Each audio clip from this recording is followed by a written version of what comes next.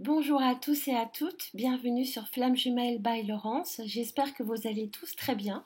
Je vous remercie de votre fidélité et de tous vos messages d'encouragement sur ma chaîne et je remercie également, je souhaite la bienvenue à tous les nouveaux abonnés.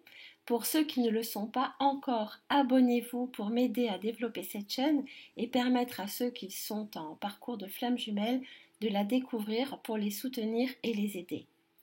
Ensuite, pour tous ceux qui m'ont envoyé un mail auquel je n'ai pas répondu, renvoyez-moi votre mail. Je traite mes mails beaucoup plus régulièrement. J'ai rattrapé mon retard et j'essaye de faire le mieux que je peux. Alors, dans le podcast d'aujourd'hui, nous allons parler d'un sujet qui fait polémique sur diverses chaînes de Flammes Jumelles. Nous allons parler de la réunion. Alors, est-elle nécessaire, atteignable ou pas? Là est la question, donc je vais tout de suite vous répondre. La réunion est l'ultime étape du parcours de Flamme Jumelle et elle est tout simplement l'objectif à atteindre. Il est important de savoir que lorsque les deux flammes décident de s'incarner ensemble, elles ont pour but de se réunir.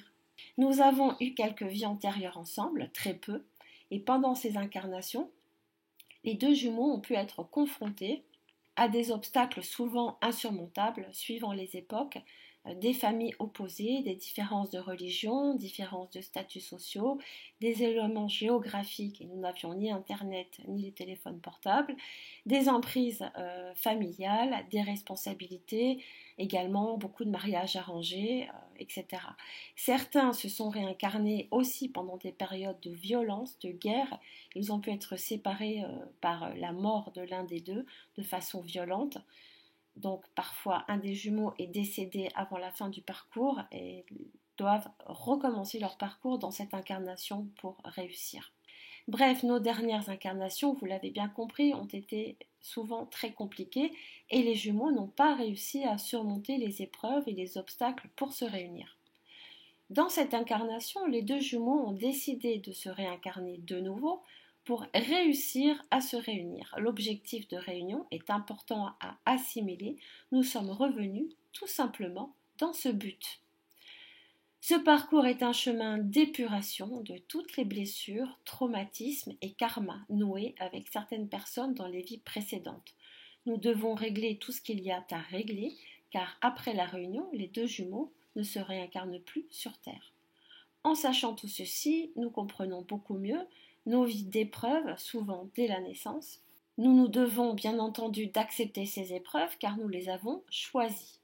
Alors même si c'est compliqué parfois de comprendre pourquoi nous avons choisi certaines de nos familles ou certaines situations, nous avons décidé de vivre tout ceci pour avancer.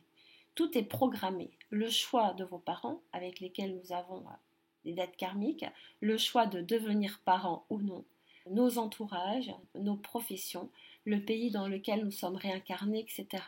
Tous ces éléments sont soigneusement programmés pour nous aider dans notre évolution et notre épuration. Nous revenons avec un plan précis, élaboré avec minutie, avant l'incarnation.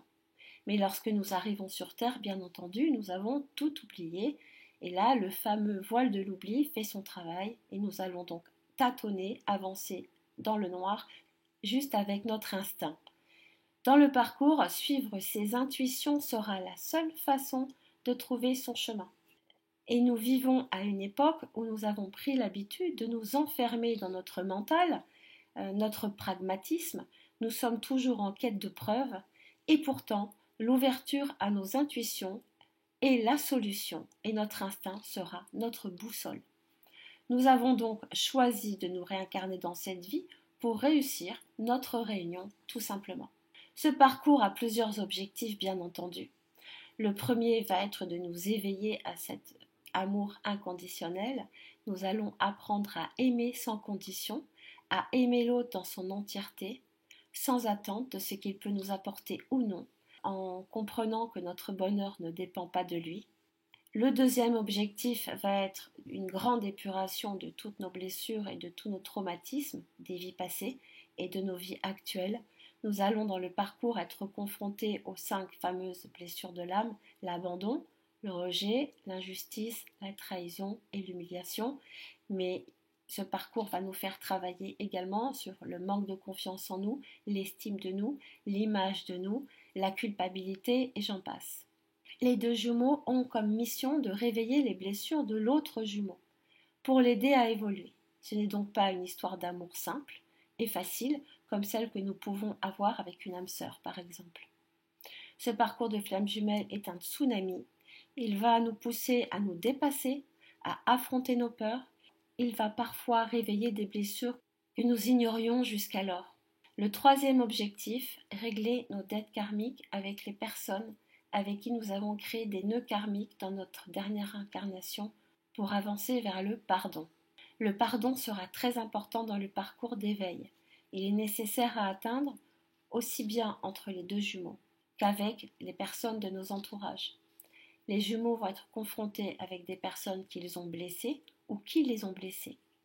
Les énergies tierces dans le parcours font partie des personnes avec lesquelles les jumeaux ont des dettes karmiques à régler, d'où leur importance.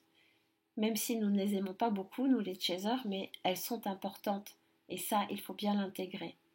Elles vont être là pour permettre aux jumeaux de régler ce qu'ils ont à régler dans cette incarnation. Ensuite, les énergies tierces sont aussi présentes pour mettre en lumière les dysfonctionnements des jumeaux, culpabilité, insécurité, etc. Il faut apprendre à changer son regard sur ces énergies tierces qui vont nous faire tant souffrir, mais elles ont un rôle dans le parcours. Sur un plan karmique, lorsqu'une énergie tierce bloque l'avancée du parcours, c'est parce que dans la dernière incarnation, elle était déjà là. La situation se représente pour que dans cette incarnation, l'énergie tierce ne réussisse pas à séparer les jumeaux. Les obstacles présents dans la dernière incarnation, non surmontés par les deux jumeaux, vont se représenter à nouveau dans cette incarnation pour pouvoir être dépassés et réglés.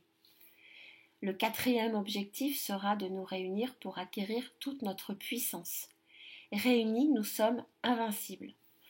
Plus forts, la lumière et l'amour qui irradient du couple sacré des flammes jumelles vont envoyer un message d'amour sur Terre. Cette Terre qui sur un plan énergétique est si lourde en ce moment. Le monde va mal, l'être humain s'est déconnecté de son unité. Les flammes jumelles réunies vont être des chevaliers de la lumière, éclairer et ouvrir les consciences de l'humanité. D'où leur nombre qui augmente, et ce n'est pas juste un phénomène New Age comme certains peuvent le dire, mais une nécessité pour aider et participer à la bascule du monde vers la lumière et l'amour tout simplement. Alors bien entendu, le couple FJ va trouver sa propre façon de participer à cet éveil de l'humanité. Les petits ruisseaux font les grandes rivières. Il est essentiel de comprendre que l'objectif de cette réincarnation est la réunion. Ne pas se réunir est un échec et nous reviendrons de nouveau dans une autre incarnation pour nous réunir. J'accompagne beaucoup de personnes qui sont en parcours de flammes jumelles et je peux vous dire que j'assiste à beaucoup de réunions. Parfois certaines compliquées et pourtant les jumeaux parviennent à dépasser les obstacles. Et pour ceux qui m'écoutent et qui sont réunis, alors ils m'écoutent plus trop, maintenant ils sont dans leur bulle, mais pour ceux qui m'écoutent et qui sont réunis, je les félicite de tous leurs efforts. Alors bien entendu, dans le parcours, les chasers vont traverser des périodes de doute, d'incertitude, avec des envies de ne plus croire, parce que ce parcours est si difficile, nous avons l'impression d'avancer seuls dans le noir, notre mental est en lutte perpétuelle avec notre intuition. Nous faisons face à une lutte entre notre cerveau et notre cœur. C'est pour cette raison que je recommande de ne pas parler de ce parcours autour de soi, car seules les personnes qui sont dans ce lien peuvent le comprendre et vos entourages vont ne faire que renforcer vos doutes. Le chemin sera un défi et surtout de ne pas s'enfermer dans ce lien, ce qui va donner une sensation d'impuissance et de subir ce lien pour les chasers. Les chasers doivent redevenir acteurs et actrices dans leur lien, avancer sur leurs projets, sur certaines choses à comprendre et à régler dans leur vie. La rencontre avec sa flamme jumelle va être juste un catalyseur pour mettre en lumière ce qu'il ne doit pas rester. Ensuite, le lâcher prise sur le temps. Sachez que le temps n'existe pas dans ce parcours. La réunion est programmée, elle a une date. Parfois les parcours sont courts, d'autres longs, mais la finalité est que les deux jumeaux doivent se réunir dans cette incarnation, au bout du parcours. Même si parfois, la vie sépare les jumeaux des années, et c'est justement dans ce silence et ce vide que les chasers vont alors douter. Il faut savoir que les deux jumeaux ne se rencontrent jamais à la bonne période, ce serait beaucoup trop facile. Ils peuvent être engagés avec une énergie tierce, avoir une famille au moment de la rencontre ou encore pendant le parcours s'éloigner l'un de l'autre et vivre des expériences avec d'autres personnes. Ce deuxième cas est à 90% pour les runners qui vont essayer de s'éloigner du lien. Pour les chasers, il est extrêmement compliqué de nouer une relation avec une autre personne. Ils ont juste l'impression de trahir leur runner. Ils vivent une longue période de solitude très compliquée. Ils ressentent le lien, leurs jumeaux en eux, et seule une âme sœur pourra éventuellement trouver une place dans la vie d'un chaser en parcours. La séparation des deux jumeaux dans la précédente incarnation a souvent été brutale et violente et très souffrante, ce qui va créer des mémoires karmiques chez les deux jumeaux. Chez le chaser, la peur de perdre son runner à nouveau, et chez le runner ou la runneuse, la peur de s'attacher et de souffrir de nouveau. Ce qui correspond à deux façons de réagir suite à une souffrance intense lors de la dernière incarnation, ce qui va apporter un profil anxieux au chaser et un profil évitant au runner. Ces deux profils vont de nouveau être réactivés pendant l'enfance des deux jumeaux, dans leur construction, dans leur lien d'attachement, mais ils sont innés de la précédente incarnation. J'ai réalisé ce podcast aujourd'hui car il est important de comprendre l'enjeu et l'objectif de la réunion. Elle est notre but. Nous ne nous rencontrons pas juste pour vivre une belle histoire d'amour ou encore pour travailler sur nos blessures, sur notre éveil et sur nos dysfonctionnements. Ces facteurs font partie du parcours pour nous permettre de nous réunir, tout simplement. Toutes ces souffrances et ces épreuves sont là pour nous tester sur notre ténacité, notre foi et notre combativité. Ensuite, il va falloir être vigilant, bien entendu, à ne pas confondre le parcours FJ avec une relation toxique ou encore avec des relations avec des pervers narcissiques. La différence est que votre runner ne vous fera jamais de mal volontairement et ne vous rabaissera jamais. Il mettra juste en lumière le manque d'amour et de respect que vous avez pour vous-même, mais jamais volontairement. C'est juste nos missions réciproques de réactiver nos peurs et nos dysfonctionnements. Donc pour tous ceux qui doutent de la réunion dans ce parcours, il est l'objectif à atteindre dans cette incarnation et nous sommes revenus dans ce but. Peu importe le temps, les obstacles, les jumeaux se réuniront. Sachez que l'amour est la plus forte et la plus belle de toutes les énergies. Elle est la plus puissante. L'amour gagne toujours. Je vous envoie à tous beaucoup d'énergie et de force pour votre parcours. Si vous souhaitez réserver un accompagnement privé ou encore faire réaliser votre synastrie karmique avec votre jumeau ou votre jumelle, pour comprendre justement votre dernière incarnation et les nœuds karmiques que vous rapportez dans cette vie actuelle, vous pouvez me contacter sur le mail en description. Donc à tous, accrochez-vous, le but c'est la réunion, on ne doute pas, on garde la foi, mais par contre on ne s'enferme pas dans ce lien. Je vous dis à tous, à très vite.